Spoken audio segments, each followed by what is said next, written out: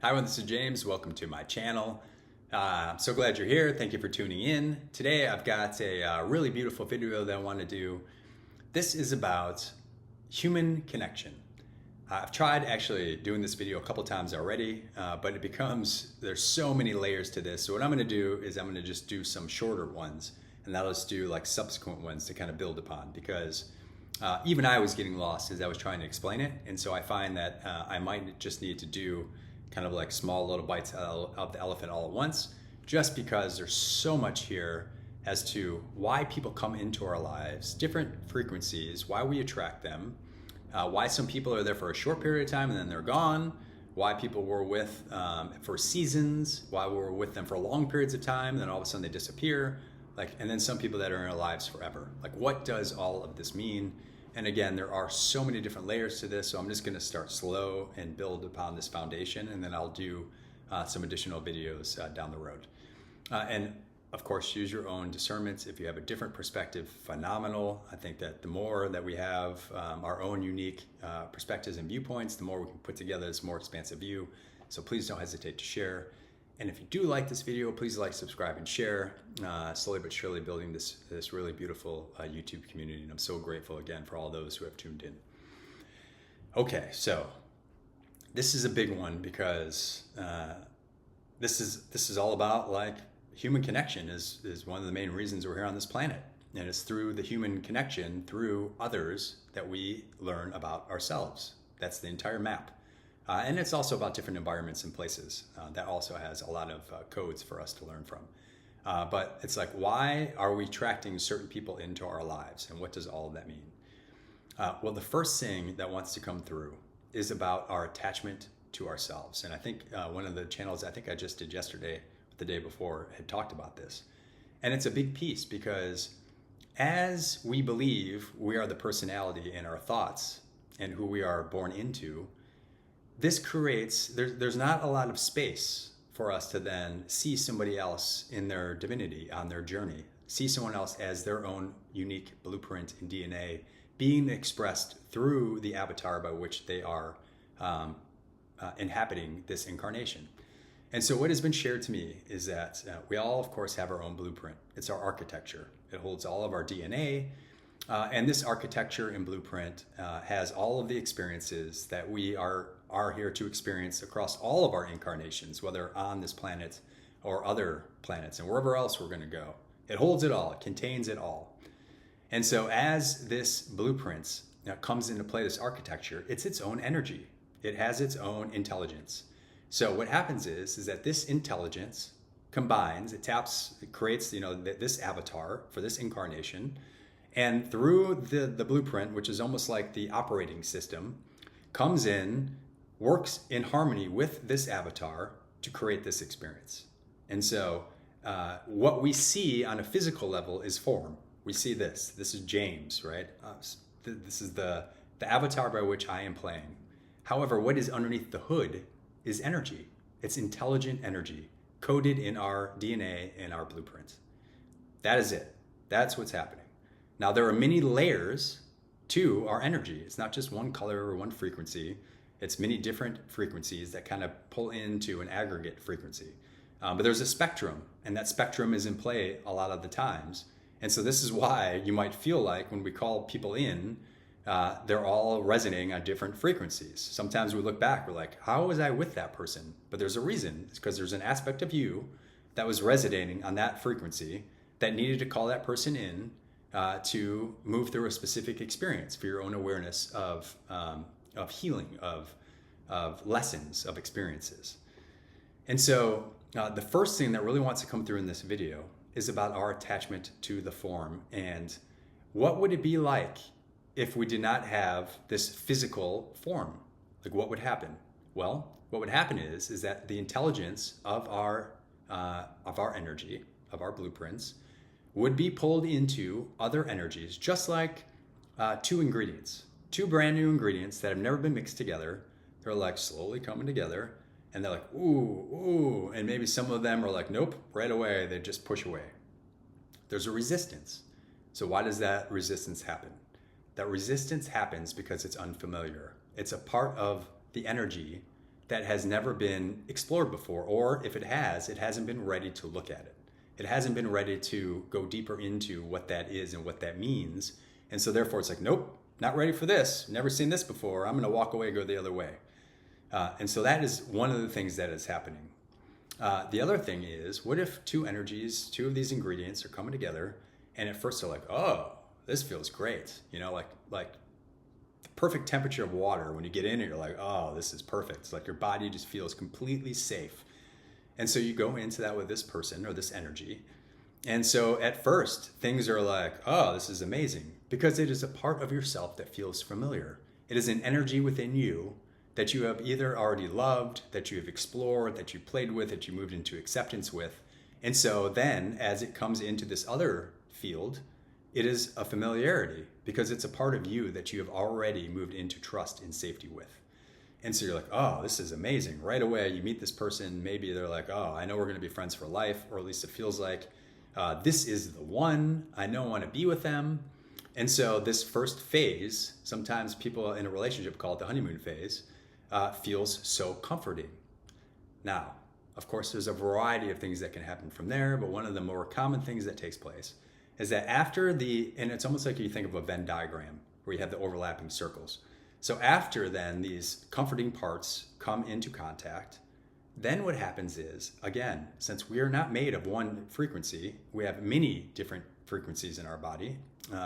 Some of these other ingredients then start to come into play. They're like, whoa, what is this? Like, I didn't sign up for that. That's not that very comforting, warm water. That was the perfect temperature. It's like, no, this is something different.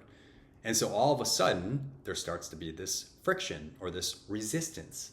So what is happening? It is an aspect of yourself that you have not yet come into either awareness of, or you have not been ready to heal it. It could be some deeper aspect of you that is just like, nope, haven't looked at this, not ready to look at this, don't need it thrown in my face, I'm not ready for it. And so that can be reflected to you in that relationship, where now it's like, oh no, this isn't going to work.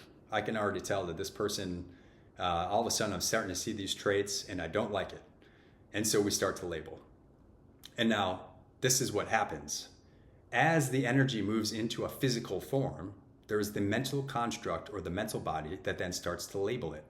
It starts to tell stories about it.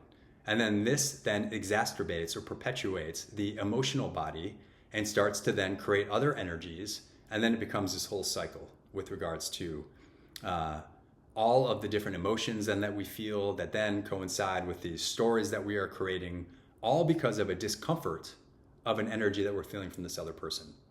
And sometimes it can be fearful. Sometimes things can come in, fight or flight kicks in. All the different things can come into play with regards to how these different energies come into our field. Now, what's so interesting is that you could be in a relationship or in a friendship or just meeting somebody for the first time, and you will notice a pattern. You'll notice something that happens, and all of a sudden you've cut it off with this person, and the next thing you know, you meet someone else, and it's the same repeating pattern. Again, because it's not about the physical form. That is not what's happening. The physical form, again, is just the wrapper. It's just the prop that's taking place to help express in this world. It's about the energy and the aspect of yourself that keeps calling in this other frequency that is being magnetized and drawn to you, because it's a part of you that you have not yet healed. It's a part of you that you've not yet fully gone into awareness of, or that you're ready to go deeper into. And so the intelligence of your blueprint and DNA is so smart.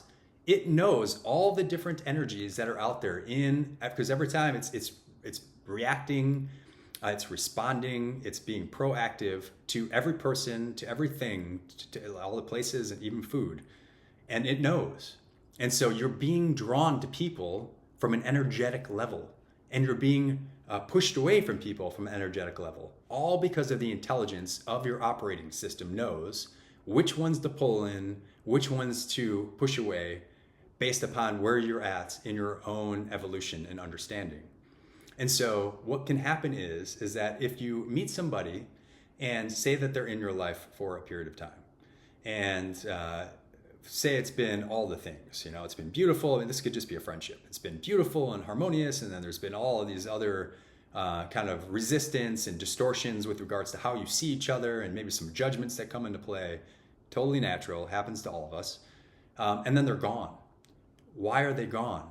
Well, what's happening is that the intelligence of your blueprint has now honed in on, or knows, that there's another energy coming into your field that has all of this previous energy that you needed to learn, plus it has other aspects that you still are, that are newer to you, that you also need to learn, that can come into your field.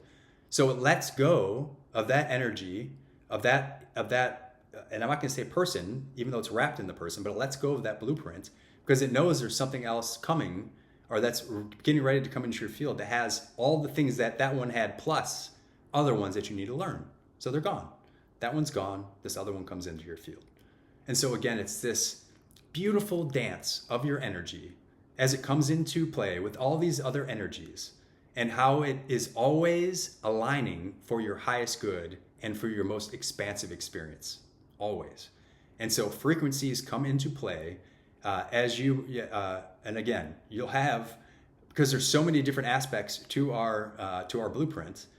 You might be sitting on cloud nine thinking that you've done all the work, and you're like, oh yeah, I'm ready to call in my king or my queen, or, you know, my BFF.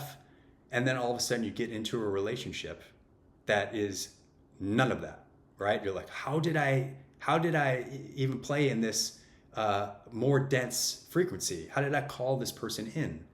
It is because there is still this aspect of you, and your blueprint's operating system's like, oh yeah, that energy over there is going to be great, because it's going to help this blueprint understand that there are still these other lower density aspects that need to be brought into awareness. And so based on like the similar slinky analogy I did, we can hold, like if you compress a slinky, that can be the more dense energy. And so as we do work, the slinky stretches. It moves up into some of these higher vibrational, faster moving dimensions or fields of awareness and consciousness. But if the slinky's still down here and this other part is still up here, at some point you got to come back down to release the density to help move the slinky up, so that then it can come, and then it's not being stretched and you feel like a rubber band, you're being pulled back, stretched and pulled back. And so that's what takes place. Your intelligence knows, the blueprint knows, the operating system knows, to then tap on the shoulder of some of these other energies that come into your field. They're like, oh, that one, that holds the frequency for this more compressed aspect of yourself. That needs to come into play for that lesson to be experienced again, so that we can release the slinky, or at least bring it up more, so that then you can stretch the slinky even higher, and you can go get that quote unquote king or queen or high priestess or whatever it might be. And so that is what's taking place. And so the more we can let go of form, the more we can let go of who we think we are, it creates space. And the more we can create space, the less judgments we have on ourselves, and the less judgments or labels that we have for others. Because we can see the beauty in the divinity of this blueprint, of this architecture, dancing and playing and expressing itself through ourselves and through others. And we can just appreciate the journey. And then if we want to go bask in the energy of somebody else, we can stay there for a lifetime, or we can stay there for a minute. It's totally up to us. But as we start to see things more clearly as to what's taking place, that even when other energies come in that feel a discomfort, then we at least have the awareness to know what is taking place. Like, oh, there's a lesson for me to look at here. There's something else for me to then glean in why this person keeps coming into my field. And then if we can really have the awareness, and this takes like a lot of humility and vulnerability and stillness, we can start to see even right away why we resist people, why people say things. Like in politics, this happens a lot. You might see somebody on the television screen who probably could be one or two people that, you know, give you just like right away, you have a reaction to it. And that is something for us to look at. It's like being shown to us, screaming in our face, like this is something in you that needs to be looked at, to a deeper exploration. It's a part of ourselves that we have not been ready yet to go deeper into.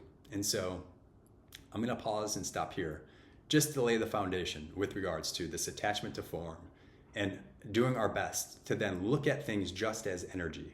Because as soon as the mental body comes in and tells the story, this is when we perpetuate things, we tell the labels, or we create these labels, or we say labels to each other, and then the labels with the mental construct, then we create more of the emotional body, and then that creates these other denser energies.